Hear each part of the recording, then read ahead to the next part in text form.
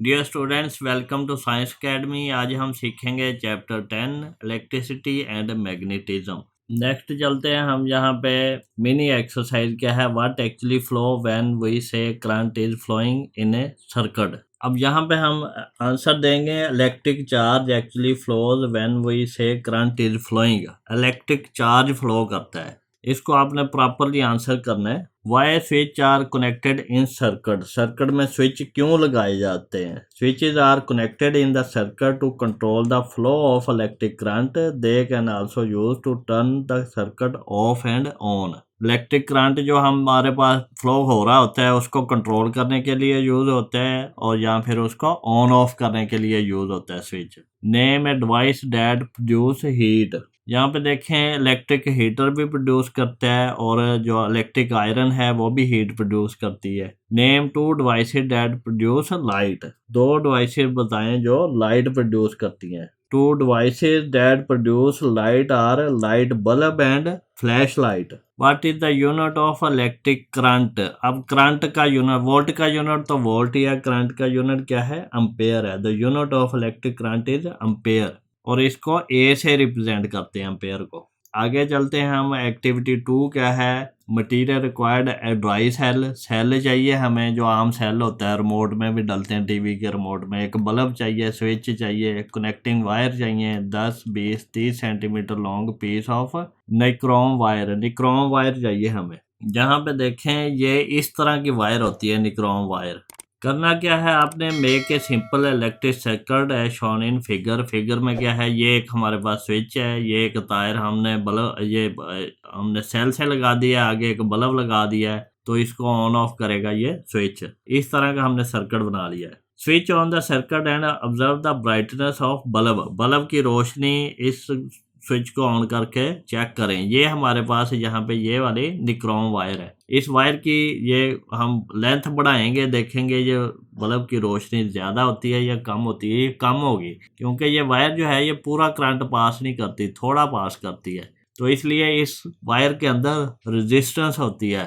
तो यहाँ पे देखें, replace one piece of connecting wire with 10 centimetre long nichrome wire. What is your observation? क्या होगी कि इसके लाइट की रोशनी जो है वो कम होगी या ज़्यादा होगी? या थोड़ी कम हो जाएगी। Repeat step 3 with 20 centimetre long nichrome wire and not your observation. Repeat step 3। Step 3 क्या है? तार को रिप्लेस करना है, इस वाली को निक्रोम वायर से, पहले 10 सेंटीमीटर से, फिर 20, फिर 30, और इसकी बल्ब की ब्राइटनेस चेक करनी है। ये कम होती जाएगी, क्योंकि इस वायर को जितना लंबा करेंगे उतनी इसकी रेजिस्टेंस बढ़ जाएगी, और चार्ज कम पास होगा तो रोशनी कम हो जाएगी। We must have noticed that when a piece of connected wire is replaced by a piece of nichrome wire। हमने ये नोट किया कि जब हमने तार को निक्रोम वायर से रिप्लेस किया तो उसकी ब्राइटनेस जो बल्ब की है वो कम हो गई है। On increasing the length of the nichrome wire the brightness is reduced further. जैसे जैसे हम निक्रोम वायर की लंबाई बढ़ाते गए हैं, उसकी बल्ब की ब्राइटनेस कम होती गई है। इट मीन दैट द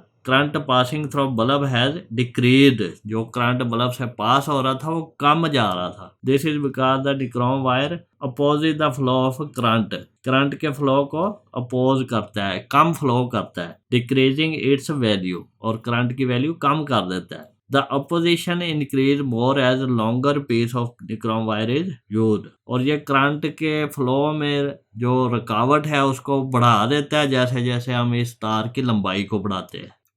आगे चलते हैं। यहाँ पे देखें, ये एक अब आपके पास डेफिनेशन आ गई है रेजिस्टेंस की। रेजिस्टेंस क्या होता है?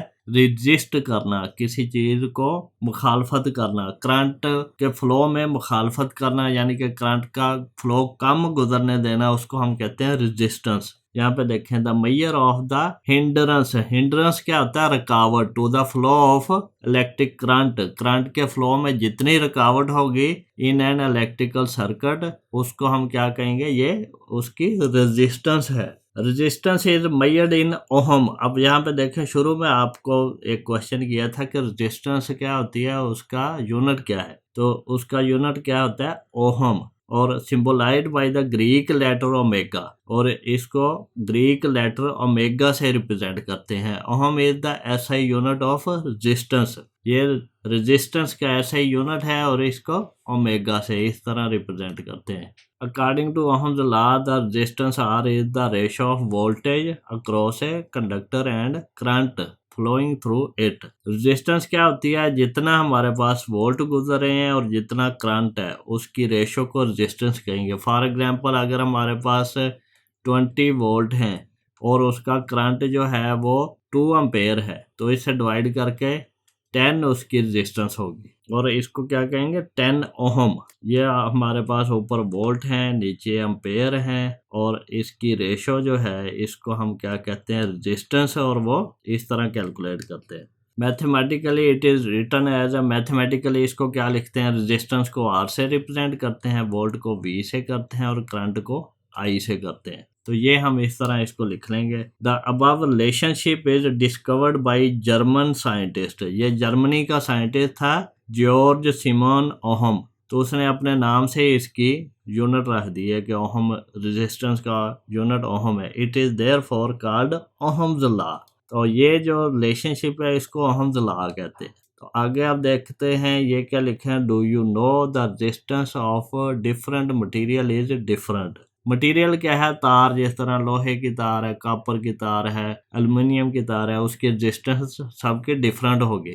The copper wire has minimum resistance, copper की मिनिमम रेजिस्टेंस है। जब भी हम बात करते हैं कोई वॉशिंग मशीन लेनी है तो हम कहते हैं मोटर कॉपर की है, तो कॉपर क्योंकि एक अच्छी वायर है तो उसकी रेजिस्टेंस कम होती है, तो वो अच्छा पायदार होती है। तो हम पंखा या वॉशिंग मशीन या इस तरह की मोटर वाली चीज़ें लेने जाएं तो हम कहते हैं कॉपर की वाइंडिंग होनी चाहिए। Hence it is used as a connecting wire in all electric circuit. तो घरों में भी जो हमारी वायरिंग है वो कॉपर की वायर की होती है, क्योंकि उसमें रेजिस्टेंस कम होती है। तो हमारा जो है ना, जितनी अच्छी वायर यूज़ करेंगे उतना बिल मुनासिब आएगा, बिजली का फुल यूज़ होगा, बिजली दरमियान में तारों में रेजिस्टेंस की वजह से ज़ाया नहीं होगी। फॉर योर इंफॉर्मेशन, आपकी जानकारी के लिए, आपकी इंफॉर्मेशन के लिए क्या है, the resistance of a wire depend upon its length. लंबाई जितनी ज़्यादा होगी उसकी रेजिस्टेंस बढ़ती जाएगी। थिकनेस जितना मोटी ज़्यादा होगी उतनी रेजिस्टेंस कम होगी। एंड मटेरियल, जितना अच्छा मटेरियल होगा उतनी उसकी रेजिस्टेंस कम होगी। The nichrome wire has much more resistance than copper wire. Copper wire की रेजिस्टेंस कम होती है, निक्रोम वायर की ज़्यादा होती है, काफ़ी ज़्यादा होती है कॉपर की बनिस्बत। It is known as resistance wire. Nichrome wire को रेजिस्टेंस वायर भी कहते हैं। आगे चलते हैं हम, ये थोड़ा सा एक्सपेरिमेंट, ये तो आप घर में भी कर सकते हैं। मटेरियल रिक्वायर्ड क्या है, copper wire, steel wire, 2 lemon और एक एलईडी। ये एलईडी मिल जाती है 1-2 रुपए की होती है, 5-10 की भी शायद आपको मिल जाए। किसी भी आप इलेक्ट्रॉनिक शॉप पे जाएं, उसको कहें ये एलईडी दे दें, ये छोटी लाइट यूपीएस के ऊपर भी लगी होती हैं, तो वो आपको दे देंगे, तो उससे आप ये तजर्बा घर पे कर सकते हैं। आगे प्रोसीजर क्या है, take 2 small piece of steel and copper wire. Steel और कॉपर की 2 तारें लेनी है। Push the wire in the lemon as shown in figure. 2 lemon लेने हैं, उसके अंदर तार को घुसा देना नंगा करके। And connect other end of the wire to the terminal of LED. LED के टर्मिनल के साथ आप कनेक्ट करेंगे तो हल्की सी लाइट अप हो जाएगी, क्योंकि एलईडी भी जो है वो 1-1.5 वोल्ट पे ही चलती है, तो इसलिए ये लाइट अप हो जाएगी। ये बहुत ही थोड़ा करंट प्रोड्यूस करते हैं। व्हाट डू यू ऑब्जर्व, आप ऑब्जर्व क्या करेंगे, ये लाइट थोड़ी सी ऑन होगी, थोड़ी सी चमक आएगी इसमें। Lemon produce a very small current of about 1 milliampere. 1 milliampere बहुत ही थोड़ा करंट प्रोड्यूस करेंगे। This current is very weak to light up a bulb, however this current is sufficient to run a calculator. ये current इतना कम होता है कि ये आपको बल्ब जलाने के काम तो नहीं आएगा, लेकिन कैलकुलेटर चलाने के काम आ जाएगा, कैलकुलेटर को जो सपोर्ट कर जाएगा, इतना की करंट है। स्टूडेंट्स, अगर मेरा लेक्चर इजी टू अंडरस्टैंड है और आपको इसकी अच्छे से समझ आई है तो अपने दोस्तों से भी शेयर करें, मेरे चैनल को सब्सक्राइब करें और बेल आइकन को क्लिक कर दें, ताकि जब भी मैं नया लेक्चर अपलोड करूं तो उसका नोटिफिकेशन आपको मिल जाए, ताकि आप उससे फ़ायदा उठा सकें।